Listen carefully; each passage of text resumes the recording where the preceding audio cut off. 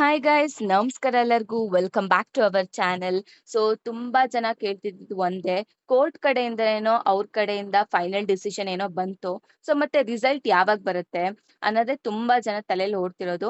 So ಮತ್ತೆ ಇನ್ನ ಒಂದು ಹೇಳ್ಬೇಕು ಅಂದ್ರೆ ನಿಮ್ಮ ಎವ್ಯಾಲ್ಯೂಯೇಷನ್ ಪ್ರೋಸೆಸ್ ಅಂದ್ರೆ ಪೇಪರ್ ಕರೆಕ್ಷನ್ ಮಾಡುವಂಥದ್ದು ಕಂಪ್ಲೀಟ್ ಆಗಿದೆ. ಪೇಪರ್ ಕರೆಕ್ಷನ್ ಮಾಡೋದು, ಸೊ ಈ ತರ ಪೇಪರ್ ಕರೆಕ್ಷನ್ ಮಾಡೋದೇನಾದ್ರು ಕಂಪ್ಲೀಟ್ ಆದ್ರೆ ಆದಷ್ಟು ಬೇಗ ನಿಮ್ಮ ರಿಸಲ್ಟ್ಸ್ ಬರುತ್ತೆ.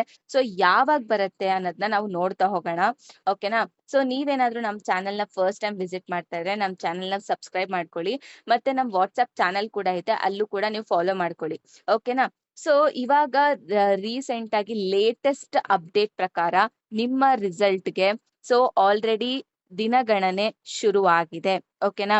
ಸೊ ನಾಳೆ ಅಥವಾ ನಾಡಿದ್ದಷ್ಟರಲ್ಲಿ ನಿಮ್ಮ ಫಲಿತಾಂಶ ಬರೋ ಅಂತ ಎಲ್ಲಾ ಸಾಧ್ಯತೆಗಳು ಇದೆ. ಸೊ ನಾಳೆ ಅಥವಾ ನಾಡಿದ್ರಲ್ಲಿ ನಿಮ್ಮ ಫಲಿತಾಂಶ ಬರುತ್ತೆ, ಪ್ರಕಟ ಆಗುವಂತ ಎಲ್ಲಾ ಸಾಧ್ಯತೆಗಳಿದೆ. ಓಕೆನಾ? ಸೊ ನಿಮ್ಮ ಪರೀಕ್ಷೆ ನಿಮಗ್ ಗೊತ್ತು, 18ರಿಂದ ಏಪ್ರಿಲ್ 2 ನಡೀತು. ಸುಮಾರು 9 ಲಕ್ಷ ಜನ ಈ ಸತಿ ಅಟೆಂಡ್ ಮಾಡಿರೋದು. ಸೊ ಅದು ಕಡಿಮೆ ಅಂತೂ ಅಲ್ಲ, ತುಂಬಾ ಜನ ಅಟೆಂಡ್ ಮಾಡಿದ್ದಾರೆ ಈ ಸತಿ SSLC. ಓಕೆನಾ? ಪರೀಕ್ಷೆನ.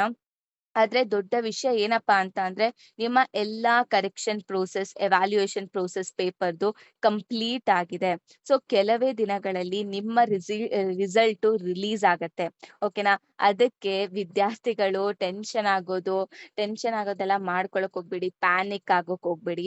ಆಮೇಲೆ ರಿಸಲ್ಟ್ ಬಂದ ತಕ್ಷಣ ಹೇಗ್ ಚೆಕ್ ಮಾಡ್ಬೇಕು ಅಂತ ಅಂದ್ರೆ ನಿಮಗ್ ಗೊತ್ತಿರತ್ತೆ. ಸೊ ನಿಮ್ಮ ರಿಜಿಸ್ಟರ್ ನಂಬರ್ ಬೇಕು, ಮತ್ತೆ ನಿಮ್ಮ ಡೇಟ್ ಆಫ್ ಬರ್ತ್ ಬೇಕು. ಸೊ ಇದನ್ನ ನಾವು ಲಿಂಕ್ ನ ಪ್ರೊವೈಡ್ ಮಾಡ್ತೀವಿ ನಮ್ಮ ಒಂದು ವಾಟ್ಸ್ಆಪ್ ಚಾನೆಲ್ ಅಲ್ಲಿ. ಸೊ ನೀವು ಹೋಗಿ ಜಾಯ್ನ್ ಆಗಿ. ಸೊ ಅಲ್ಲಿ ತಕ್ಷಣ ನೀವು ಹೋಗಿ ರಿಜಿಸ್ಟರ್ ನಂಬರ್ ಮತ್ತೆ ಡೇಟ್ ಆಫ್ ಬರ್ತ್ ಹಾಕಿ ನಿಮ್ಮ ರಿಸಲ್ಟ್ಸ್ ನ ಚೆಕ್ ಮಾಡ್ಕೊಳ್ಬಹುದು. ಓಕೆನಾ? ಮತ್ತೆ ಏನಪ್ಪಾ ಅಂತ ಅಂದ್ರೆ ಸೊ ಈ ಬಾರಿ ಪೇಪರ್ಸ್ ಬಗ್ಗೆ ಡಿಫ್ರೆಂಟ್ ಒಪಿನಿಯನ್ಸ್ ಇತ್ತು. ಲೈಕ್ ಹೆಂಗಂದ್ರೆ ಸ್ವಲ್ಪ ಜನ ಕಷ್ಟವಾಗಿ ಬಂದಿತ್ತು ಅಂತ ಹೇಳ್ತಾರೆ, ಕೆಲವೊಬ್ರು ಔಟ್ ಆಫ್ ಸಿಲೆಬಸ್ ಬಂದಿತ್ತು ಅಂತ ಹೇಳ್ತಾರೆ, ಕೆಲವೊಬ್ರು ಸರಿ ಹೋಯ್ತು ಅಂತ ಹೇಳ್ತಾರೆ, ಓಕೆ ಓಕೆ ಅನ್ನೋ ತರ. ಸೊ ಹಾಗಾಗಿ ರಿಸಲ್ಟ್ ಏನ್ ಬರುತ್ತೆ ಅನ್ನೋದು ದೊಡ್ಡ ಸಸ್ಪೆನ್ಸ್ ಆಗಿದೆ. ಆಕ್ಚುಲಿ ಹೇಳ್ಬೇಕು ಅಂದ್ರೆ ಈ ಈ ಸತಿ ರಿಸಲ್ಟ್ಗೆ ನಾನು ಕೂಡ ನಿಮ್ಗಳ ರಿಸಲ್ಟ್ ಯಾವ ರೀತಿ ಬರುತ್ತೆ ಅಂತ ಕಾಯ್ತಾ ಇದ್ದೀನಿ. ಯಾಕೆ ಅಂತ ಅಂದ್ರೆ ಈ ಸತಿ ಆಗಿದ್ದ ಡ್ರಾಮಾ ಒಂಥರ ಅಲ್ಲ, ಎರಡ್ ತರ ಅಲ್ಲ. ಸೊ ಫಸ್ಟಿಗೆ ಏನೋ ನಿಮಗೆ ಗೊತ್ತಿರೋ ಪ್ರಕಾರ ಗ್ರೇಡಿಂಗ್ ಸಿಸ್ಟಮು, ಆಮೇಲೆ ಮಾರ್ಕ್ ಸಿಸ್ಟಮು, ಮತ್ತೆ ಬೇಡ ಅಂತ ರಿವ್ಯೂ ಪಿಟೇಷನ್ ಹಾಕಿದ್ರು, ಮತ್ತೆ ಮಾರ್ಕ್ ಸಿಸ್ಟಮ್ಗೆ ವಾಪಸ್ ಬಂದಿದೆ ಅಂತ ನಿಮ್ಗೆ ಗೊತ್ತು. ಸೊ ಹಂಗಾಗಿ ಸೊ ಹೆಂಗೆ ಯಾವ ರೀತಿ ಕೊಡ್ತಾರೆ, ಯಾವ ರೀತಿ ಪೇಪರ್ ಕರೆಕ್ಷನ್ ಆಗಿದೆ ಅಂತ ತಿಳ್ಕೊಳ್ಬೇಕು. ಸೊ ಅದಕ್ಕೋಸ್ಕರ ಆದ್ರೂ ನಾನು ಕಾಯ್ತಿದ್ದೀನಿ, ನಾನು ರಿಸಲ್ಟ್‌ಗೋಸ್ಕರ ತುಂಬಾನೇ ಕಾಯ್ತಿದ್ದೀನಿ. ಯಾಕಂದ್ರೆ ಇವಾಗ ಅವ್ರೇನೋ ಆತರ ಸ್ಟಾರ್ಟಿಂಗ್ ಅಲ್ಲೆಲ್ಲ ಚೇಂಜ್ ಮಾಡ್ಬಿಟ್ರು. ನಾಳೆ ನಾಡಿದ್ದು ಎಕ್ಸಾಮ್ ಇದೆ ಅಂತ ಅಂದಾಗ ಸೊ ಯಾವ ರೀತಿ ಎವ್ಯಾಲ್ಯೂಯೇಟ್ ಮಾಡಿರ್ಬೋದು ಆ ಒಂದು ಪೇಪರ್‌ನ, ಎಲ್ಲಾರ್ನು ಆಲ್ಮೋಸ್ಟ್ ಪಾಸ್ ಮಾಡಿದಾರಾ?